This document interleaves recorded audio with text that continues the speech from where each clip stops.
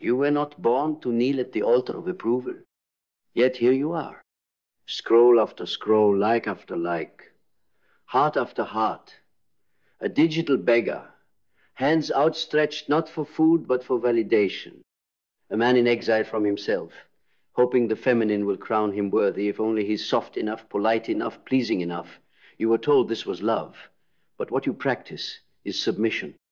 What you call respect is nothing but spiritual supplication. And here's the truth that burns. She can smell it. She doesn't need words. The feminine feels. She senses when a man is off his throne, when his smile is a mask, when his compliment is bait. She can feel the rot of unclaimed masculinity leaking through your pores like cheap cologne, because you're not giving love. You're trading performance for approval, and that stench is repulsion. Stop worshipping women, not because they are unworthy, but because you are unworthy of abandoning yourself, unworthy of shrinking to be liked, unworthy of turning your life into an audition. You were not born to orbit. You were born to radiate, but you forgot. Because modernity broke your spine and handed you a script, one written by the soft tyranny of passive culture, one that teaches men to be agreeable, obedient, and charming, not sovereign, not rooted, not whole. You were taught to fear rejection more than insignificance. And that is why you are hollow. That is why you overthink every message, every glance, every silence. You've become a man of reaction, not action. A man of mirrors, not flame. You wait, you hope, you chase. And then you wonder why you're ignored. It's because you don't know who you are. And a man who doesn't know who he is cannot be lovingly used. This is not new. Carl Jung warned us that the man who represses his shadow becomes enslaved by it. The man who worships the anima, his inner feminine, without integration, becomes consumed by her. And you, my brother, are consumed, not by her body, but by your projection of her power. You've built an inner temple to an outer God, and every day you bow. And she smells it because you're not standing in truth. You're hiding in performance. You're not choosing her, you're fearing her. And fear smells like prey. You think if you adore her hard enough, she'll stay. But adoration without essence is not love. It's compensation, it's bribery, it's please pick me so I don't have to become myself. And she knows. She always knows. Here's what they never told you. The more you pedestalize her, the more invisible you become. Why? Because what you worship, you make above you. And what is above you can never desire you. Desire is horizontal. Respect is earned by strength, not offered through subservience.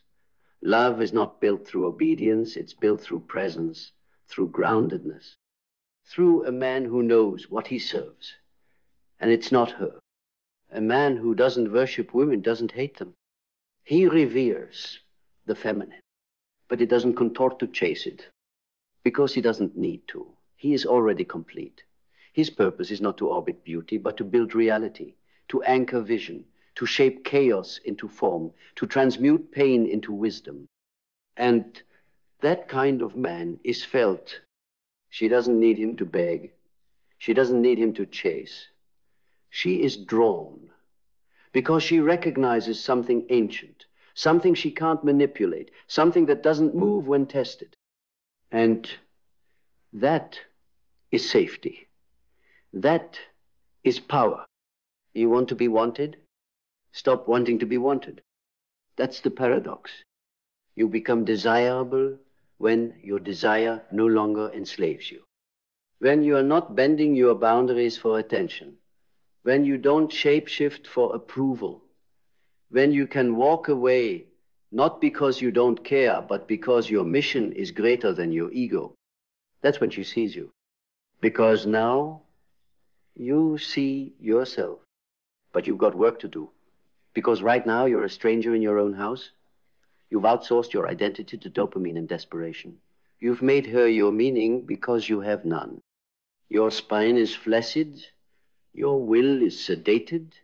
Your eyes scan for affirmation instead of scanning the horizon for conquest. And I don't mean conquest of others. I mean the conquest of yourself. The inner war, the silent battle between your sovereign fire and the soft boy who just wants to be liked. The one who says, if I do everything right, maybe she won't leave. But that voice is the ghost of a boy who never healed.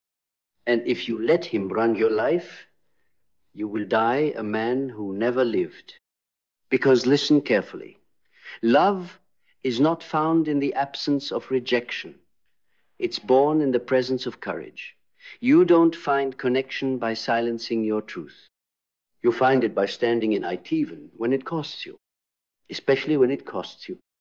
And so the work begins not with strategy, not with pickup lines, not with learning how to text better, but with a funeral, the death of the performer, the death of the man who seeks identity through her reaction, the death of the man who confuses feminine validation with masculine worth. You kill him not with violence, but with vision. You bury him with silence, discipline, clarity, and fire. You rise, not to dominate women, but to reclaim your place as a man among gods, one who doesn't beg for love, but embodies it, one who doesn't chase beauty, but lives beautifully, one who doesn't perform to be chosen, because he already chose himself. That's when she feels it. That's when they all feel it. Because now you are no longer seeking the world's permission. You are becoming the man the world cannot ignore. But don't mistake this for some shallow call to become alpha. That word has been butchered by the same weak minds who fear going inward. This isn't about posturing. It's not about louder voices or colder hearts. It's not about fake confidence stitched together with borrowed quotes and gym selfies. It's about substance. It's about depth. It's about becoming the kind of man who doesn't flinch when the mirror shows him his wounds. The kind of man who doesn't run from his loneliness, but walks straight into it, because he knows it's not a punishment, it's a portal, a sacred fire where the boy dies and the man is born.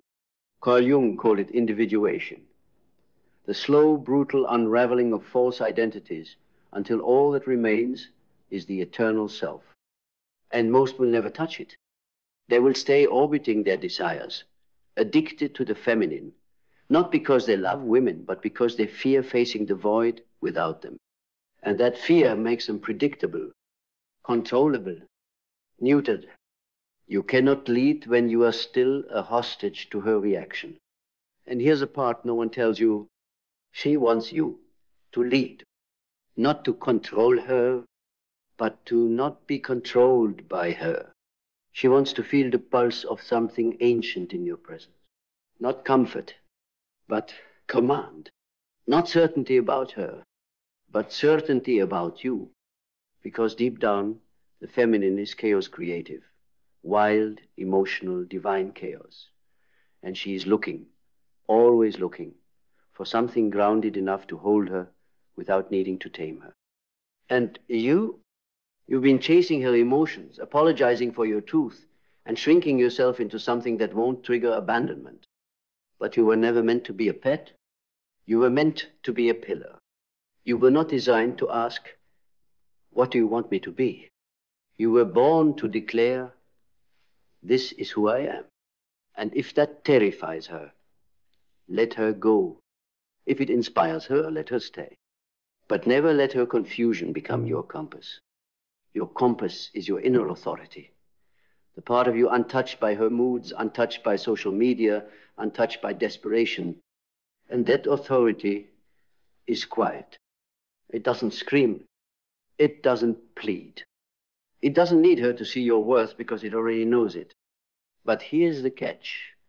It only emerges once you stop outsourcing your masculinity to women.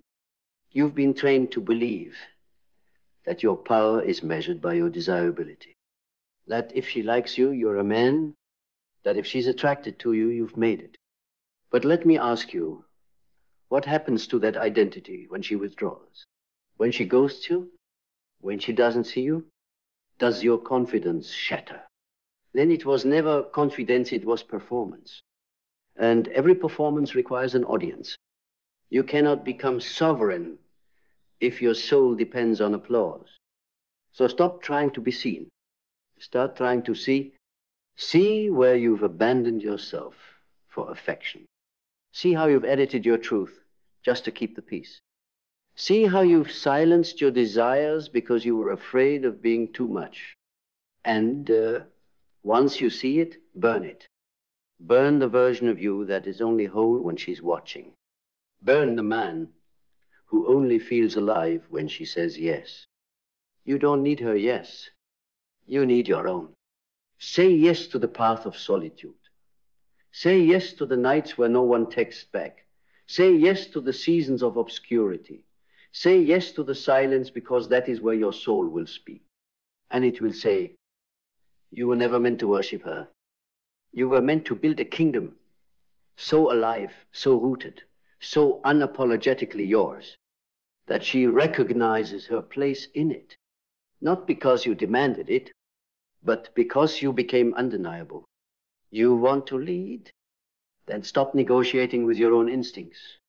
Stop making yourself small in the name of peace. Because peace bought through self-betrayal is not peace. It's a slow suicide. And every time you suppress your edge to avoid her discomfort, you sharpen her contempt. She doesn't trust the man who yields to everything she says.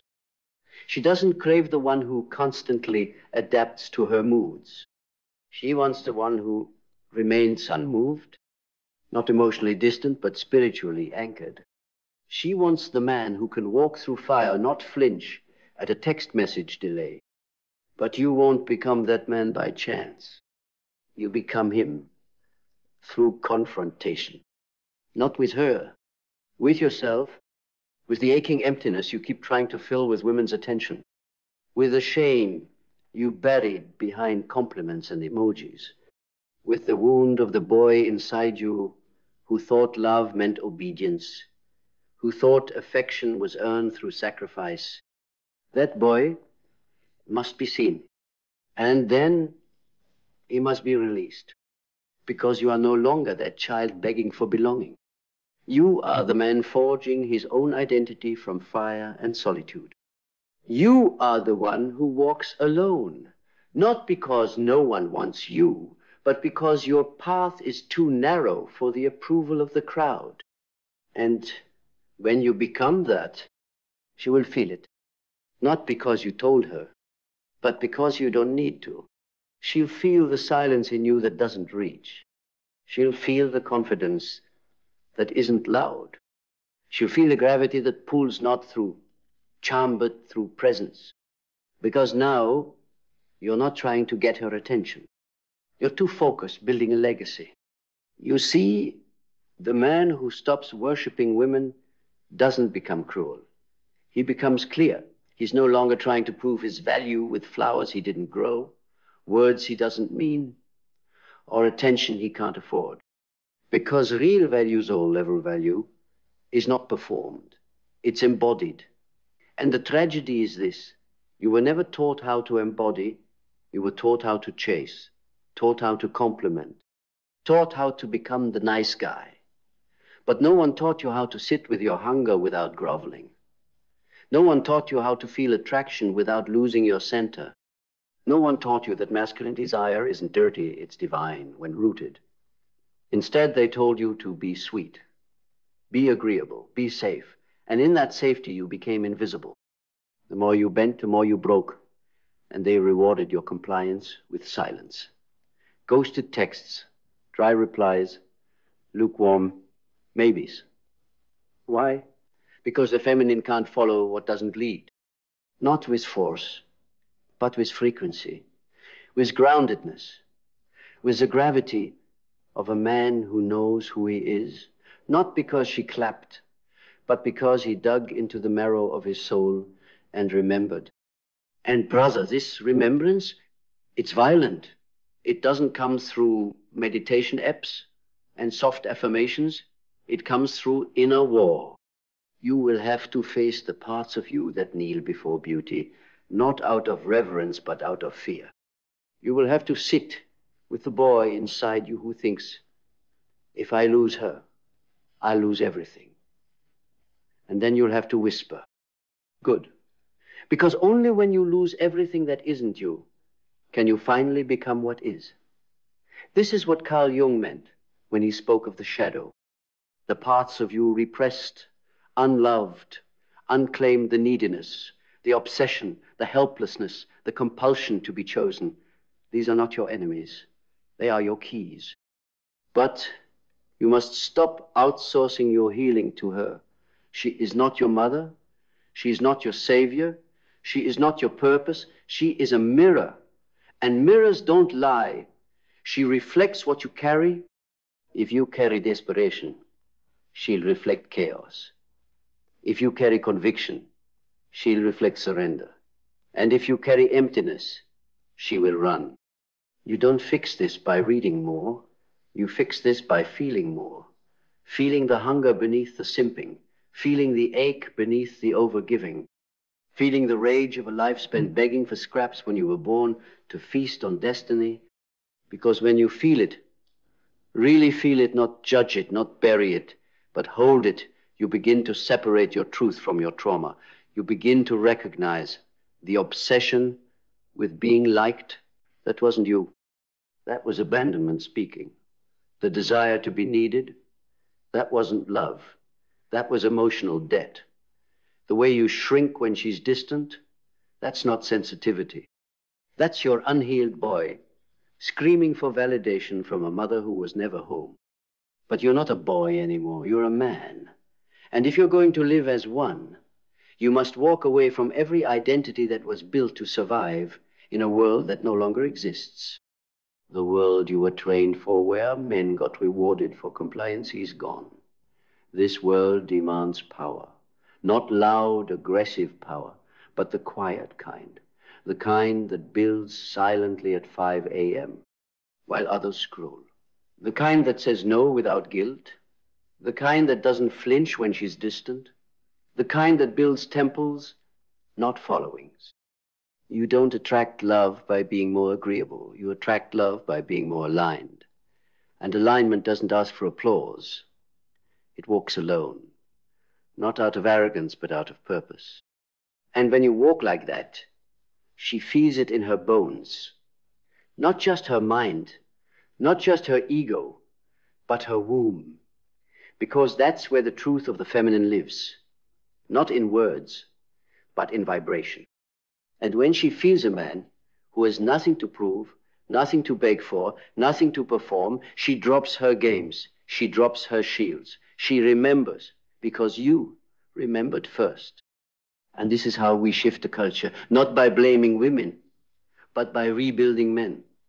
By creating a generation of men who no longer outsource their sense of worth. Men who don't need to be chosen to feel chosen. Men who have killed the need for validation so thoroughly that their presence becomes validation itself. That's the fire you must walk through. The fire of being misunderstood. The fire of being alone. The fire of being seen as too intense, too focused, too much. But hear me. Better to be too much and unshakably you than to be just enough and chronically unseen. You're not here to be digestible. You're here to be divine, to be dangerous to mediocrity, to be the kind of man whose soul can't be seduced by flattery or destroyed by rejection, because you know who you are.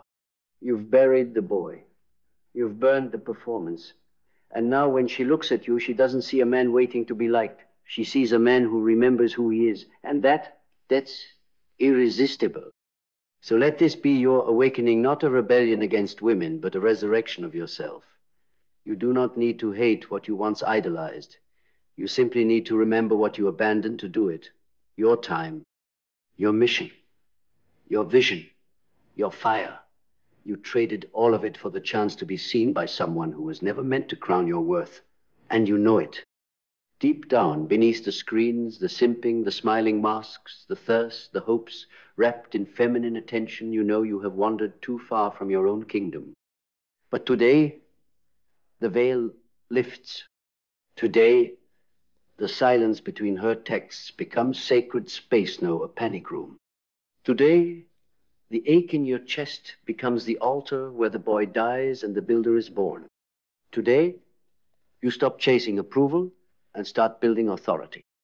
You become the man whose presence says everything his words no longer need to.